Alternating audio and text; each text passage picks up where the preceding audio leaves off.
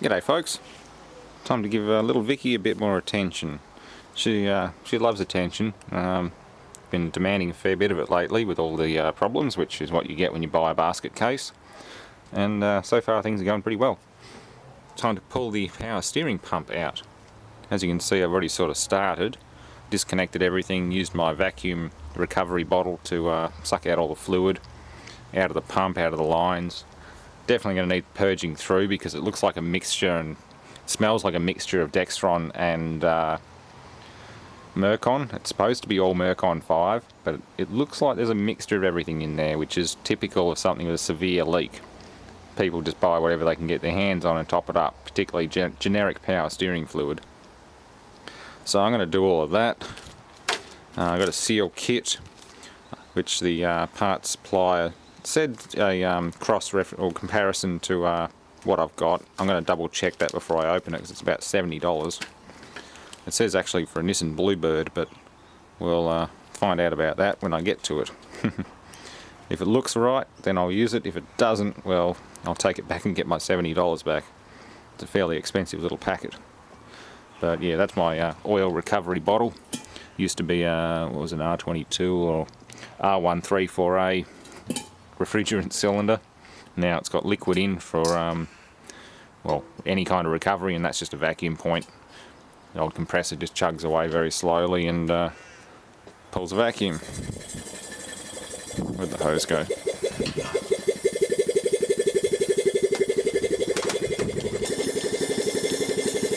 Let me just suck up any excess fluid.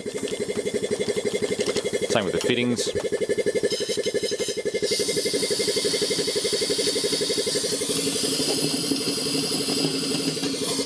Pump's empty. I've emptied pretty much everything apart from the main lines. I'm going to purge everything out afterwards.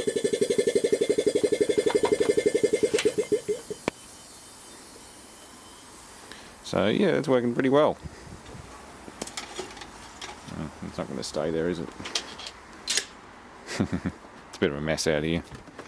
And I'm going to use a standard drop-in replacement oil. I couldn't find Mercon 5 anywhere, so I'm using a standard power steering fluid for the later model Ford power steering pumps.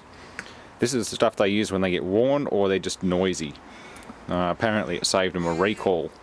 The power steering on some of these new Fords was just noisy straight off the bat with Dextron's type fluid in them. So Ford basically just said, put this stuff in instead. It saves us recalling the vehicles and replacing the pumps. There's nothing wrong with the pump, but it's just noisy when you run the really thin, regular auto-trans fluid type power steering fluid or actual auto-trans fluid like D2 or D3. So yeah, that's all I'm doing. I'm going to reseal the pump, flush the system out with the bottle that I got from AutoPro, and should be all happy. Hopefully no more leaks. Hopefully this seal kit fits because they couldn't find anything else, but this one apparently cross-referenced with the Ford Escape. Worth a shot. Okay, so to get the pump out is fairly tricky. It's not impossible, but you do have to be a bit ingenious and make your own little pin wrench to keep the pulley still while you yank on that 18mm nut with a spanner, because you have to take the pulley off before you can get the pump off. So yeah, I just use a bit of scrap flat bar and a couple of 6mm screws. Just drilled and tapped it in there. I think they're about 80mm, 90mm apart. I just guesstimated it. There's no specific measurement. It's sort of like a pin wrench for a grinding wheel, just more simplified. And yeah, I got that bolt loose. Now I can take the mount off again, and yeah, it should be easy. Not too hard getting it out after that. That's the hardest part, just get all that out, make sure that the mount's loose. Obviously just prop the engine up a little bit, just gently, just to take the load off the mount, and then you'll be alright. All good. Okay, so I have to take the bracket and the engine mount off to get the pump out. After much wiggling and grunting, I couldn't get the pump past the past these hoses here or anywhere else. It was a bit tricky, but I do have the pump loose. you do have to take this bracket off. All these smaller bolts around the outside have to come out. Those three there secure it to the pump. It doesn't have to come off the pump if you take the mount out, but I can't figure any other way of getting it out, so it's best if you just undo all of them while it's in the car. That way you can just do that. Yay, I have a power steering pump. And it's definitely been leaking. Look at that, it's all weeped around the bottom of the seal. You can see the top of the, well, you can't really see it, but the top of the valley is covered in power steering fluid. So yeah, that housing end seal has failed. It was all drippy before when I was trying to get it out the first time, but I've sort of rubbed it off with my fingers. But yeah, you can see the gasket has failed. And if you look at the pattern of that compared with that, it looks like the same thing. Very good.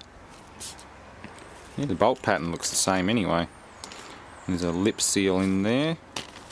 Oh, it's a smaller lip seal though. Or is it? Oh no. We should... Oh no, that's a bearing. That's not lip seal, it's a bearing. I don't get the bearing with it. But the bearing on this is fine, it's just the seal. It's well, the back casing seal's failed. I'm not going to pull it all apart. I think I'll just pull the back casing off and replace that outer one and just leave it at that, because the front seal and everything's still fine. Definitely not a Saginaw pump, not a vane pump. It looks like a gear pump. Might be a vane pump, but looks more like a industrial hydraulic pump. Certainly a lot lighter than the old Saginaw pumps. Anyway, that'll do for now. I'll do a video on actually rebuilding the pump. Might clean in the front of the valley and the timing cover while I'm at it. Re-torque the timing cover fasteners.